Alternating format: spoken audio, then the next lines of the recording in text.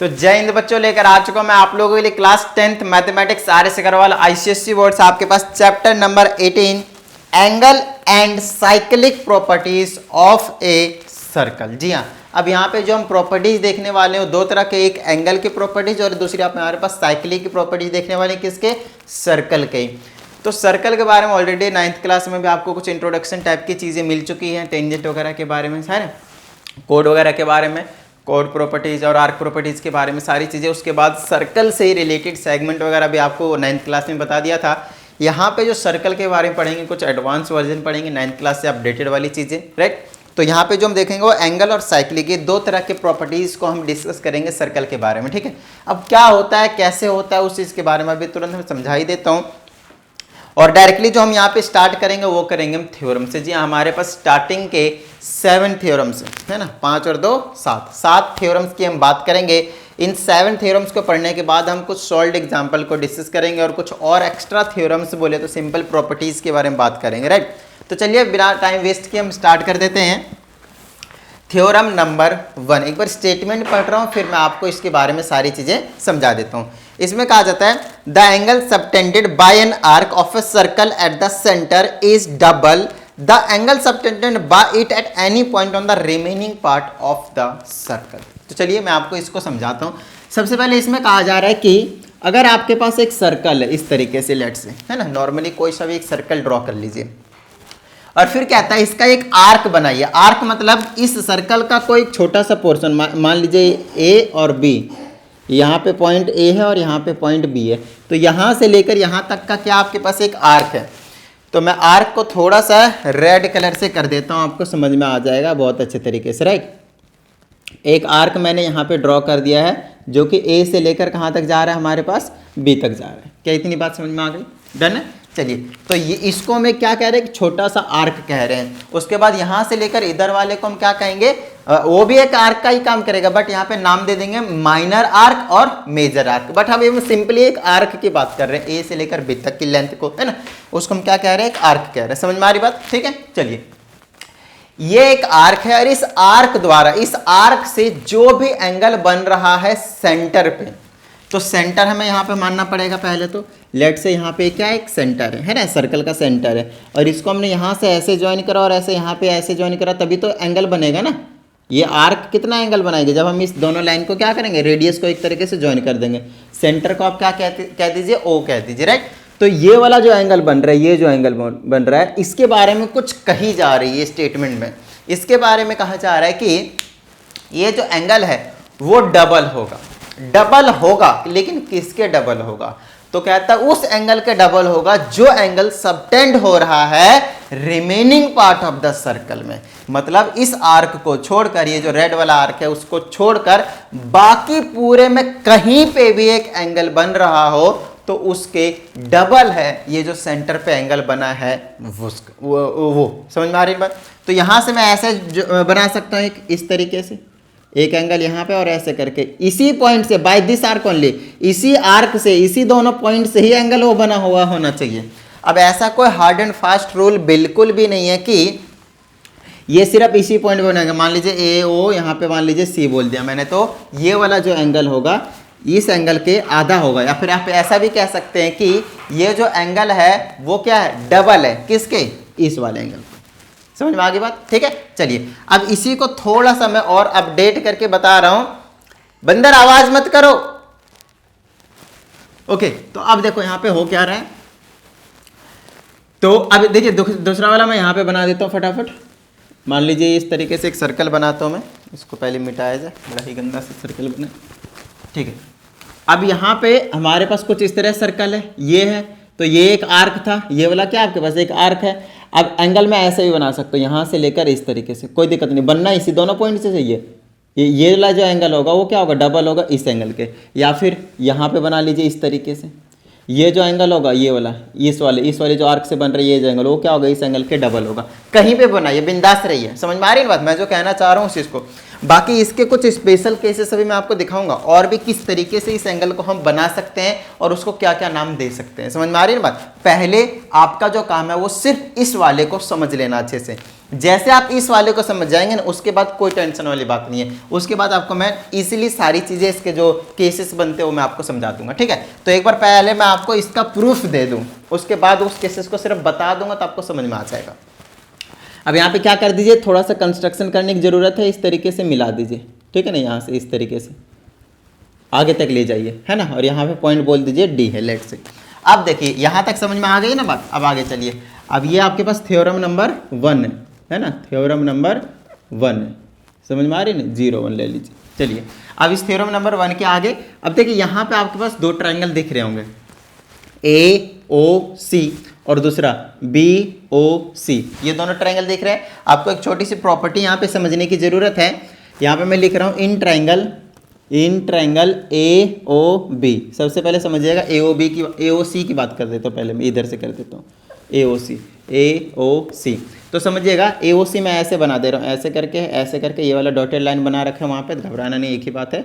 और यहाँ पे ऐसे कर देता हूँ, ठीक है। यहाँ पे A है, यहाँ पे O है, यहाँ पे C है और यहाँ पे D है। अगर इस वाले ट्रायंगल की बात करते तो पहले नॉर्मली समझा दे, तो एक्सटीरियर एंगल सम प्रॉपर्टी समझा रखा है मैंने आपको। देखिए अगर यहाँ पे ABC एक ट्रायंगल है और ये जो एंगल बना रहा है बाहर से एक्सटेंड करके, इसको मैं एंगल 1, एंगल 2 और एंगल 3 की नेमिंग करता हूँ और ये वाला एंगल 4 की नेमिंग कर देता हूँ। 9th क्लास में मैंने आपको ये सारी चीज़ें exterior angle sum property triangle वाले चैप्टर में क्लियर करवा रखा है, राइट। तो ये जो एंगल 4 होता है वो किसको क्या कहते हैं, इसको एक्सटीरियर एंगल। और ये जो एक्सटीरियर एंगल होता है वो किसके इक्वल होता है, अपोजिट के दोनों, इस वाले छोड़कर अपोजिट इंटीरियर एंगल के सम होता है। तो इसको छोड़ दीजिए, अपोजिट वाले एक ये एंगल और एक ये वाले, उन दोनों एंगल के सम के इक्वल होता है। ये आपको क्या करना है, ये इसको कहा जाता है exterior angle sum property of a triangle. क्या कहा जाता है, exterior angle sum property of a triangle. तो यहाँ पे अगर मैं नोटिस करवाता हूँ आपको, तो AOC तो एक ट्रायंगल है ये, और इसका एक्सटीरियर एंगल कौन सा है, तो इसका एक्सटीरियर एंगल ये वाला है, ये वाला समझ लीजिए, ये वाला।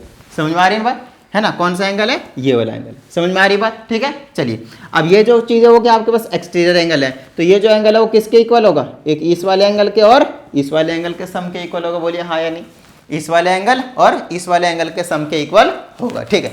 तो यहाँ से मैं क्या कह सकता हूँ, उस चीज़ को देखिएगा, ये जो एंगल है, ये वाला जो एंगल है उसको देख लीजिए बहुत अच्छे तरीके से।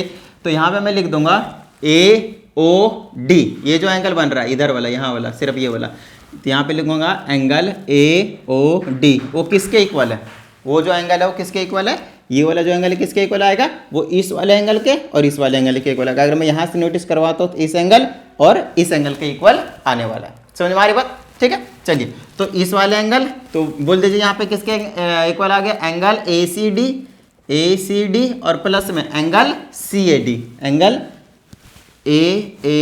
ACD या फिर O कह दीजिए, कोई दिक्कत नहीं है। O पे रोक दीजिएगा तो कोई टेंशन वाली बात नहीं है, O पे रोक दीजिए।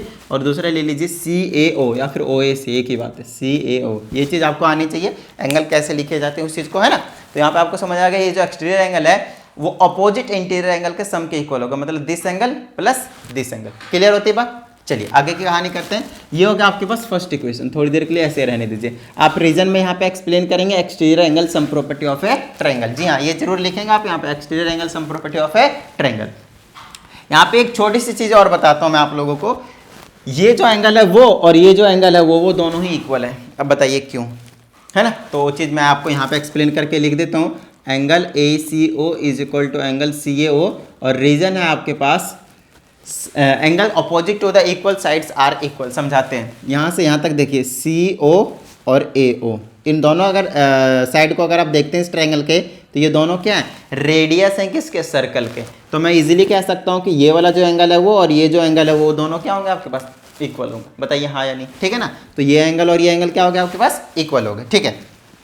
अब इक्वल हो गए तो मैं इसके जगह पे ये एंगल रख सकता हूँ या फिर इसके जगह पे ये एंगल रख सकता हूँ, मर्जी अपनी, आप है ना, अपने घर की बात है। तो मैं कौन सा रखूंगा वो डिपेंड करेगा कि हमें प्रूव क्या करना है। तो हमें प्रूव करना है ये वाला पूरा एंगल लाना है। जब ये वाला पूरा एंगल लाना है तो मैं ये वाला जरूर रखूंगा एंगल, है ना।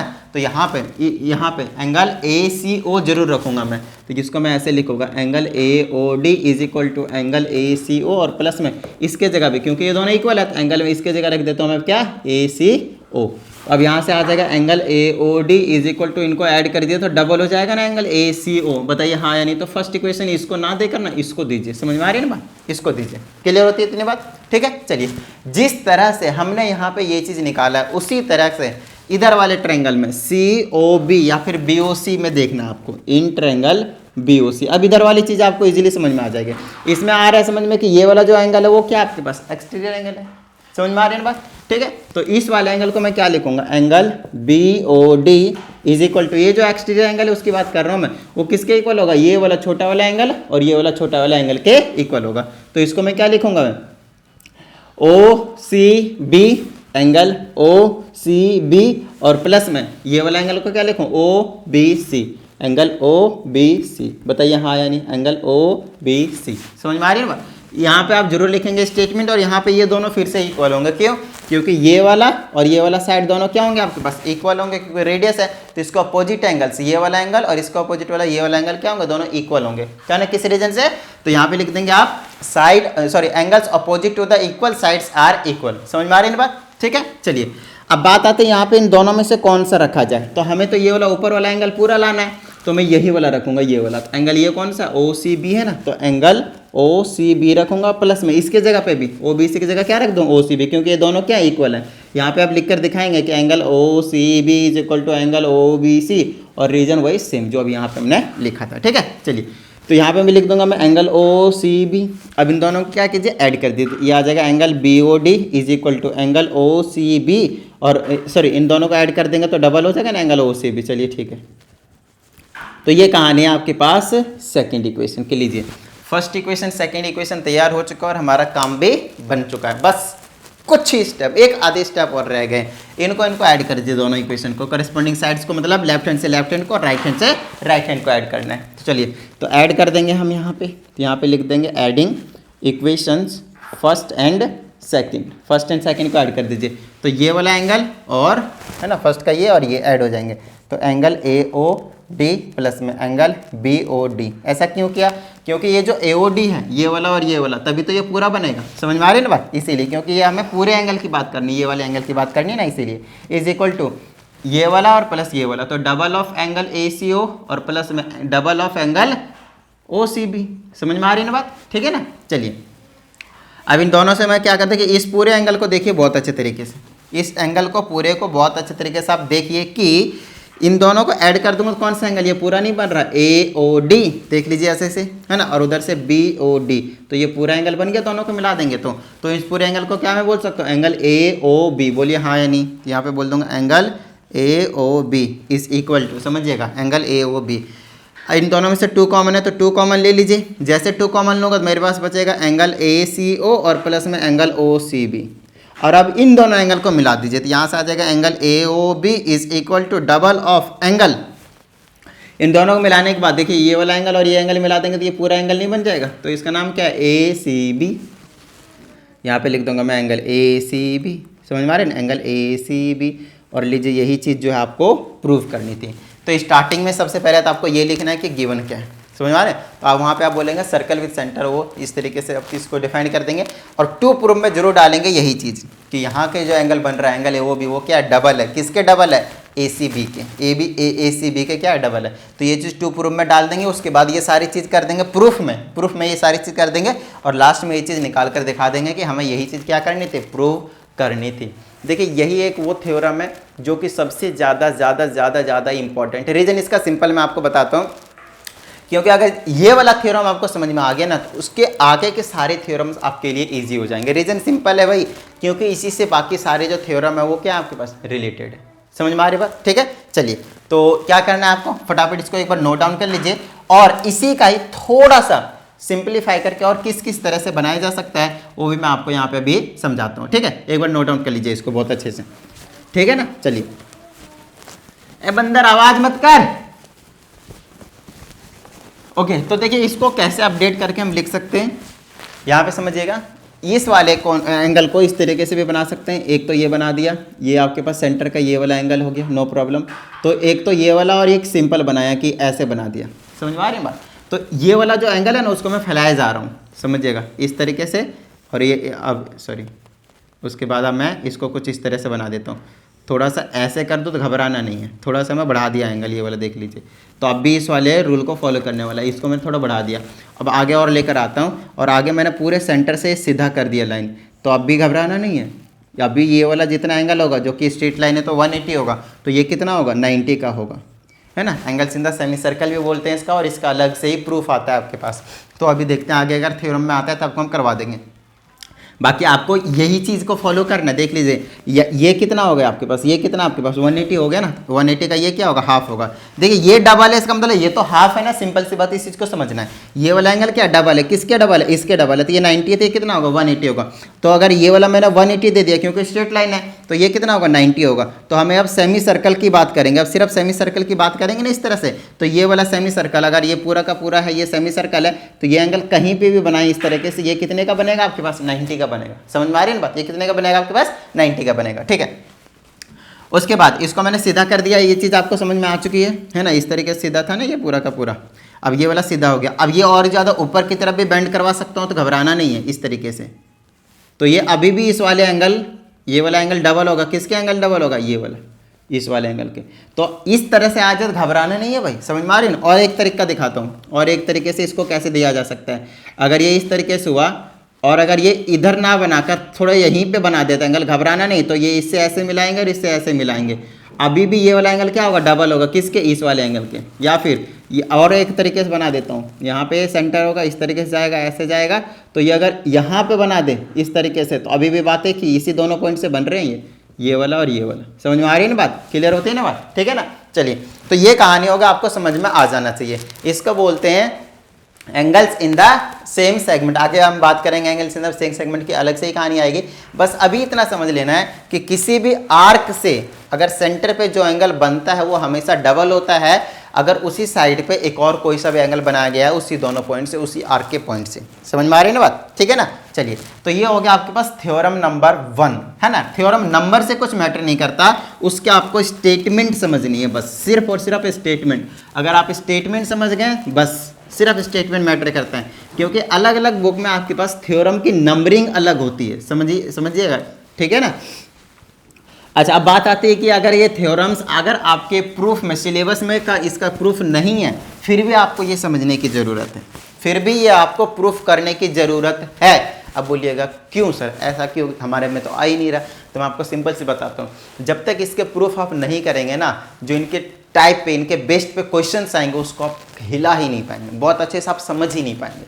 बस आपको स्टेटमेंट रटा रहेगा और उसका मतलब थोड़ा सा पता होगा, बट अंदर से एक्चुअल में क्या हो रहा है वो आप क्वेश्चन में नहीं कर पाएंगे। एक आधे ऐसे क्वेश्चन आएंगे जहाँ पे आप फंस जाएंगे। तो वहाँ पे ना फंसने के लिए मैं आपको बता रहा हूँ कि आपको यहाँ पे क्या करना है। समझ में आ रही है बात, ठीक है। अब बाकी सारे जो थ्योरम्स होंगे बिल्कुल छोटे छोटे थ्योरम्स आएंगे। अब चलिए थ्योरम नंबर 2 के पास चले जाते हैं हम। तो थ्योरम नंबर 2 में बोला है कि angles in the same segment of a circle are equal. अब देखिएगा कि सारे थ्योरम को यूं चुटकी में खत्म करवा देता हूं मैं। देखिए, अब इसमें कहा जाता है angles in the same segment, तो समझिएगा सेम सेगमेंट का क्या मतलब है। ये आपके पास क्या है, सेंटर है, तो यहां से अगर ये वाला एंगल बनाता हूं और एक और एंगल यहीं से बनाता हूं इस तरीके से, तो ये जो एंगल बनाया वो और ये जो एंगल बनाया वो, या फिर एक और बना देता हूं ये वाला, या फिर एक और मैं बना देता हूं ये वाला, या फिर मैं एक और बना देता हूं मैं ये वाला। So all these angles, this angle, this angle, this angle, this angle and this angle are basically this angles are in the same segment. देखिए ये वाला पूरा सेगमेंट एक ही है, तो एक ही सेगमेंट में यहाँ पे मैं कोड बनाऊंगा। पहले तो ध्यान दीजिएगा, यहाँ पे मैं क्या बना दूंगा, एक कोड बना दूंगा।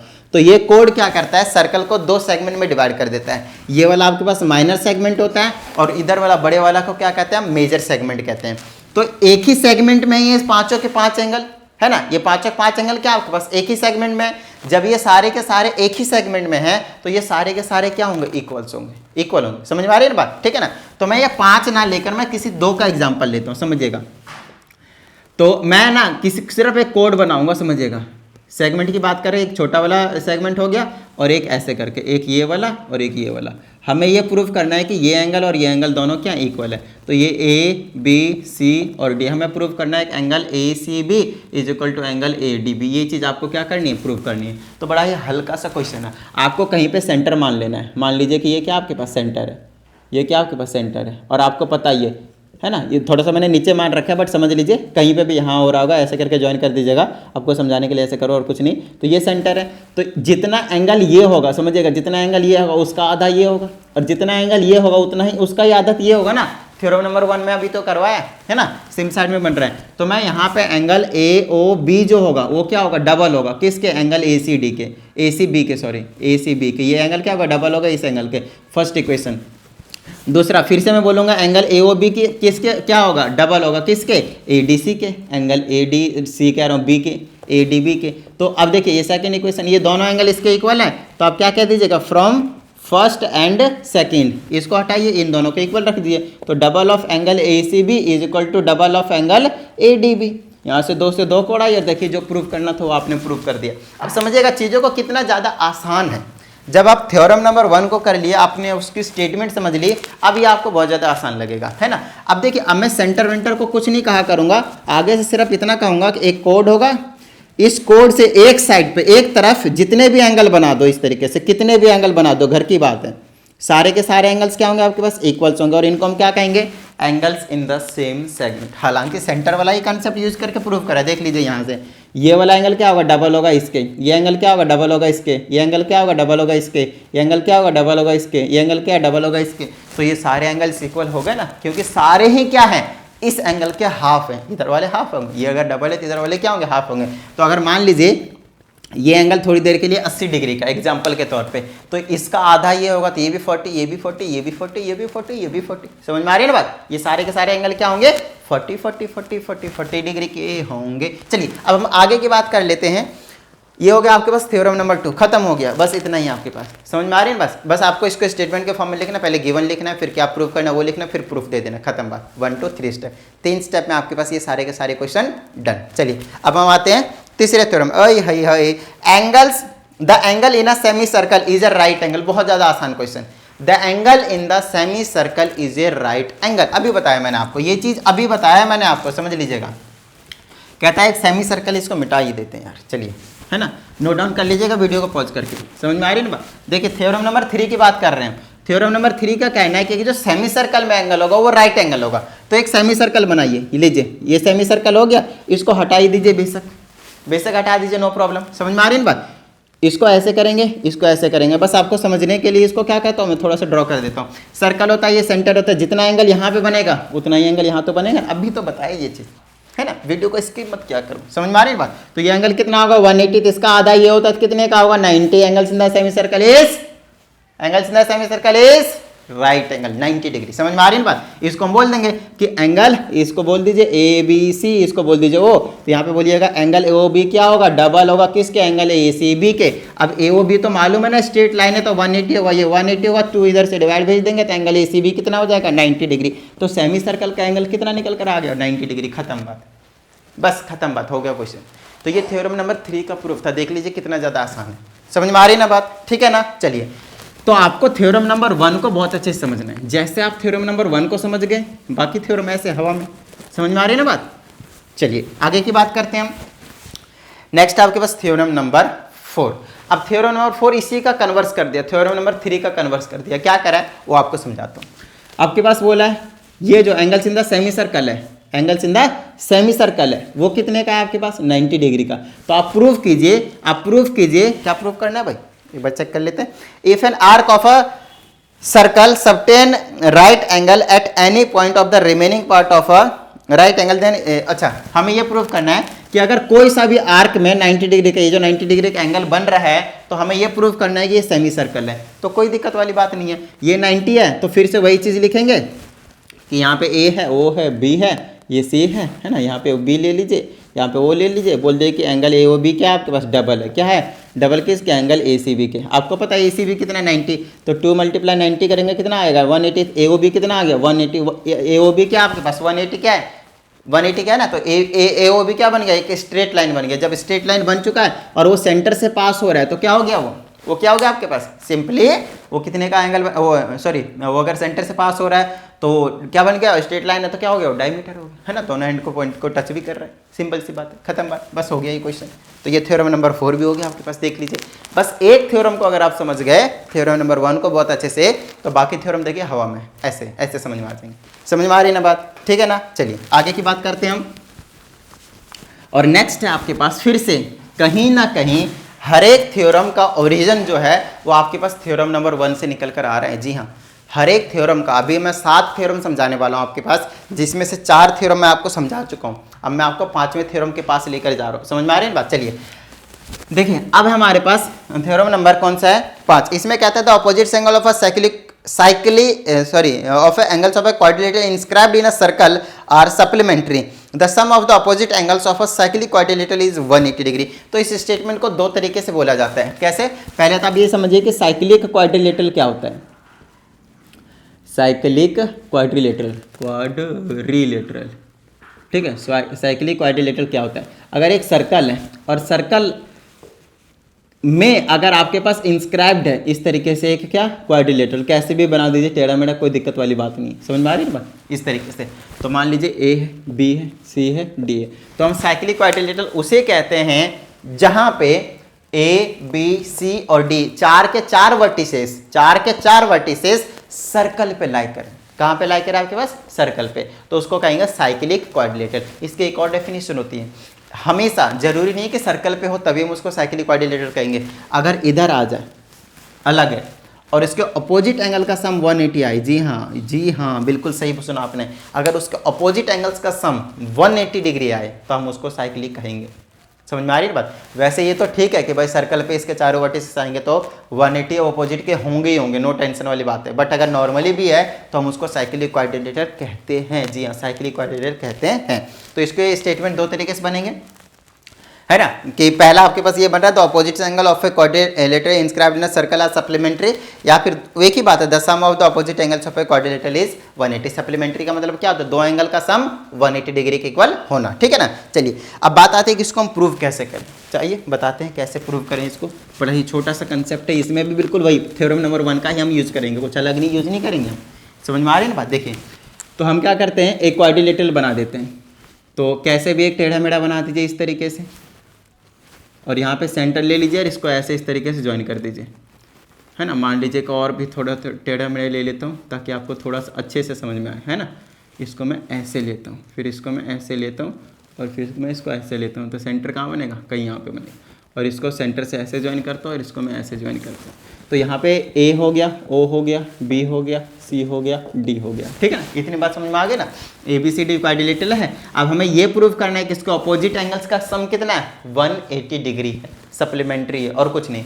तो मैं कह सकता हूँ कि ये एंगल और इस एंगल का सम अगर 180 डिग्री प्रूव कर दो तो बात बन जाएगा, ए बी सी डी क्या हो जाएगा, साइक्लिक क्वाड्रिलेटरल हो जाएगा। समझ में आ रही है ना बात, ठीक है ना। चलिए अब देखिए यहाँ पे एक सिंपल सी बात बताता हूँ मैं आपको।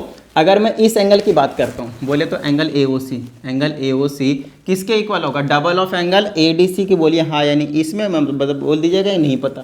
थ्योरम नंबर 1 देख लीजिए अच्छे से। ये जो एंगल है इस आर्क से, ABC जो आर्क है ना, ABC एंगल मेड बाय कौन से, ABC आर्क। और उधर से कौन से आर्क से बताऊंगा, अब दूसरे तरीके से भी बोलूँगा, देखिएगा इधर वाला एंगल, ये वाला एंगल, वो एंगल जो होगा इस एंगल का क्या होगा, डबल होगा। तो उधर से मैं बोलूँगा एंगल AOC, बट अब की बार मैं क्या बोलूँगा, रिफ्लेक्स एंगल क्या होता है वो चीज़ मैं आपको समझाता हूँ।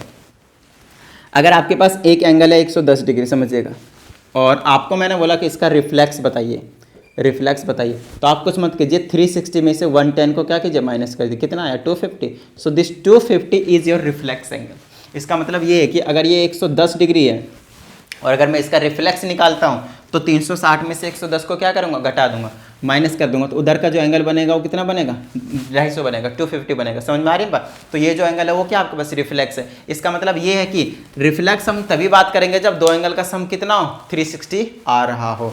तो इधर ये पूरा 360 है या नहीं, देख लीजिए पूरा का पूरा। तो इधर का जितना भी होगा उसको छोड़ दीजिए, तो इधर वाला एंगल क्या होगा, reflex of this angle, reflex of this angle, reflex of this angle मतलब 360 में से माइनस कर दो इस वाले एंगल को, समझ में आ रही है बात। तो इसको मैं, क्योंकि देखिए दोनों को एओसी कह रहे हैं, अब एओसी दोनों को कहेंगे तो फिर तो कंफ्यूज हो जाइएगा कि मैं इस वाले एंगल की बात कर रहा हूँ या फिर इस वाले एंगल की बात कर रहा हूँ।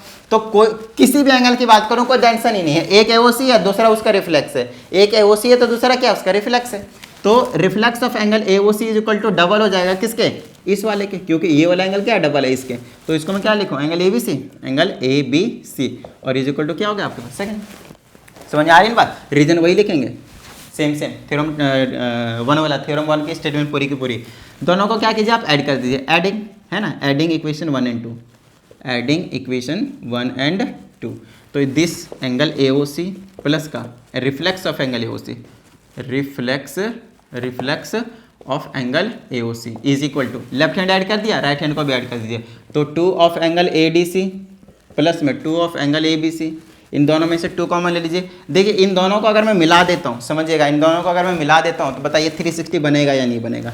ये वाला एंगल और उधर का एंगल पूरा मिला देंगे 360 बनेगा ना। तो इनको सम का क्या कितना कर दीजिए 360, और इक्वल टू में क्या आ गया 2 कॉमन ले लीजिए, ये आ जाएगा एंगल एडीसी और प्लस में एंगल एबीसी, है ना। ये 2 को इधर भेज दिए तो 360 को डिवाइड कर दीजिए 2 से, इधर क्या बचा एंगल एडीसी और प्लस का एंगल एबीसी, बताइए हाँ या नहीं।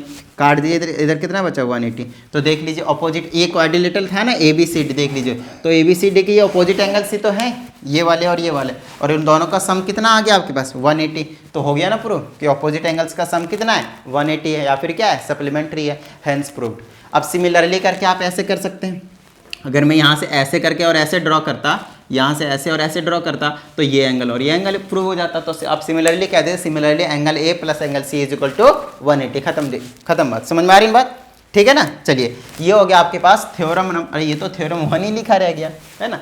हम कहाँ तक कर लिए, हमने कहाँ तक कर लिया, बेसिकली 5 तक कर ही लिया हमने। तो इसको भी मिटाता हूँ अभी, है ना, इसको तो भूल ही गया मैं थ्योरम नंबर 1 लिख के। वैसे सही है क्योंकि अभी तक जितने भी हमने किए हैं वो थ्योरम नंबर 1 के बेस पे ही था, समझ में आ रही है ना बात। बस आपको थोड़ा सा चेंज करके आपको मैं समझाते जा रहा हूँ। तो छोटी सी चीज़ है, आपको समझने की ज़रूरत है और कुछ नहीं।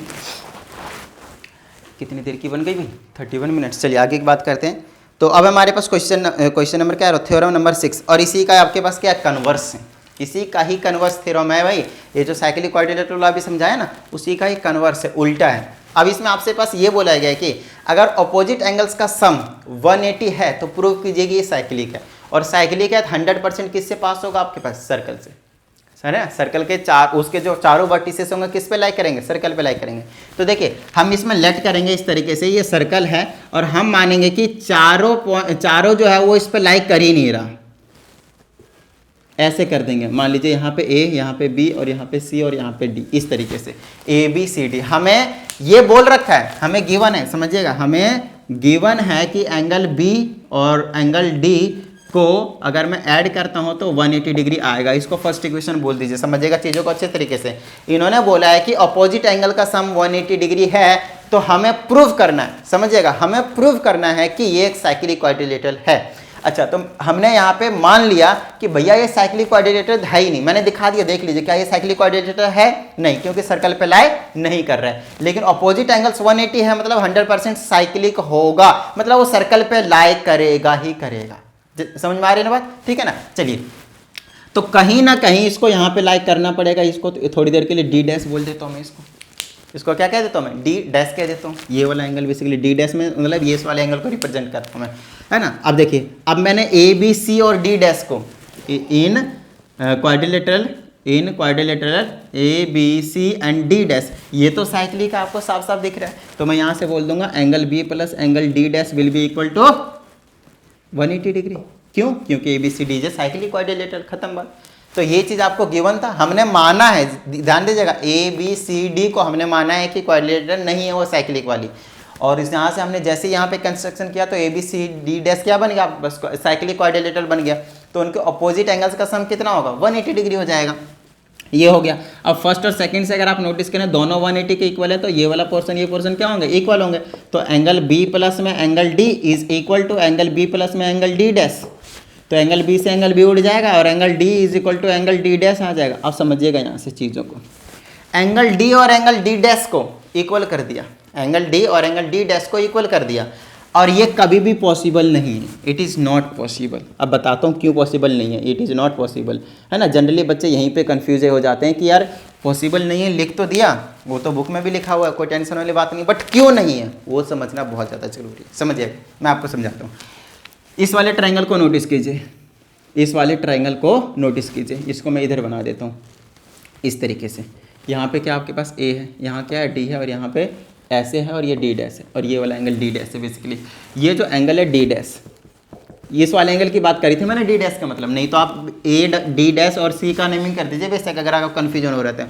ये एंगल किसके इक्वल होगा? एक्सटीरियर एंगल सम प्रॉपर्टी तो गलत नहीं है ना, एक्सटीरियर एंगल सम प्रॉपर्टी भी यहाँ पे वेरीफाई होना चाहिए।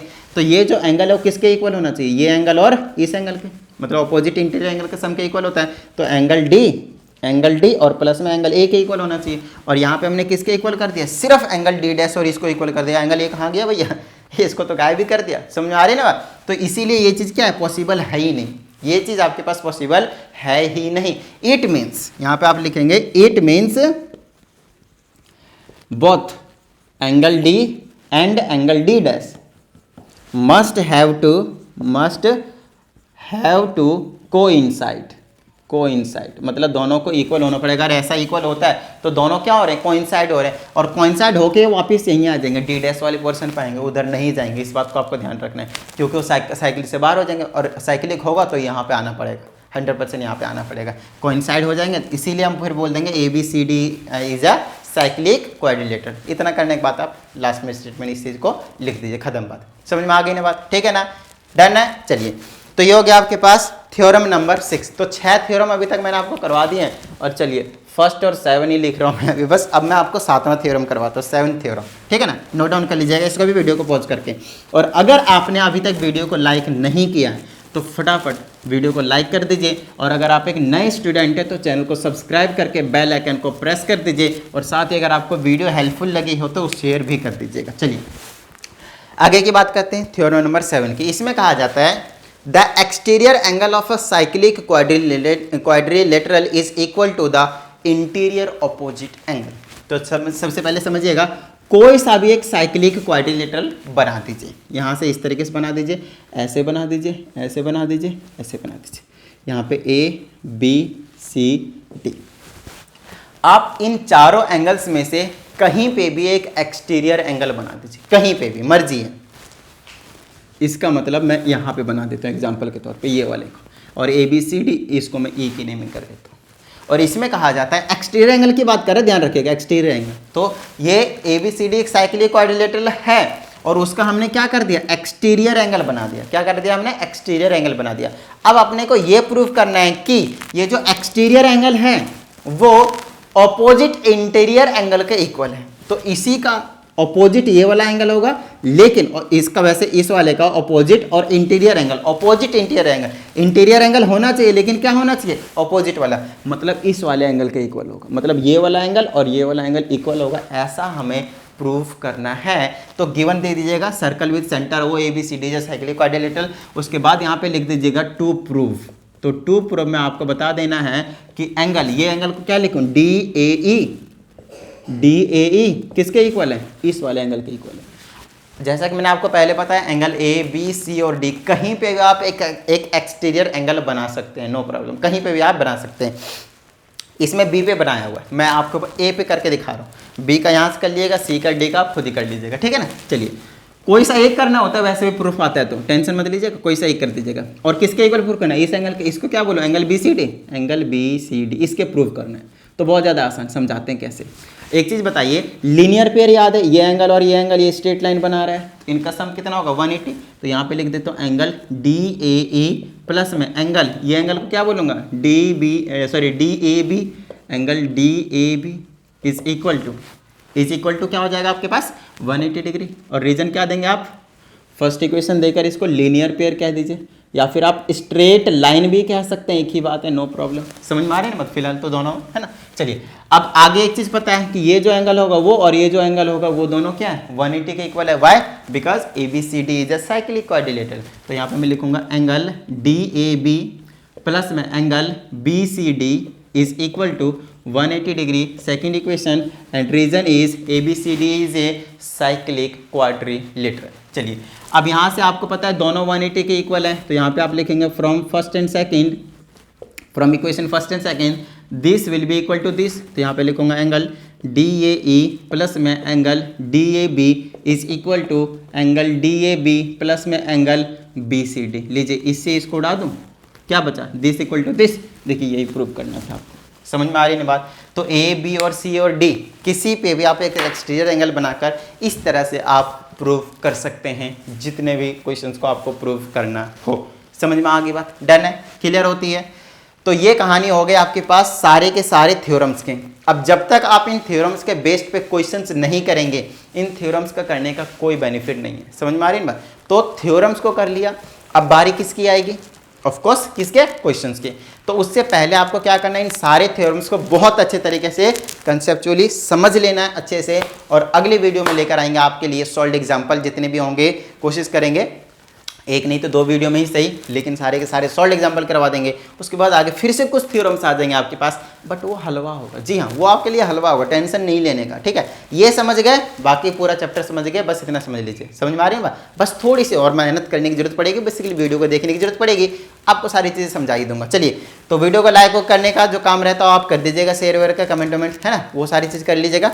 साथ ही मेन जो इंपॉर्टेंट चीज़ रहता है प्रैक्टिस, प्रैक्टिस को नहीं छोड़ना है। बार बार कहता हूं मैं वीडियो के एंड में, प्रैक्टिस करते रहना है तो करते रहना है, ठीक है। चलिए मिलते हैं अगली वीडियो में, प्रैक्टिस करते रहिएगा।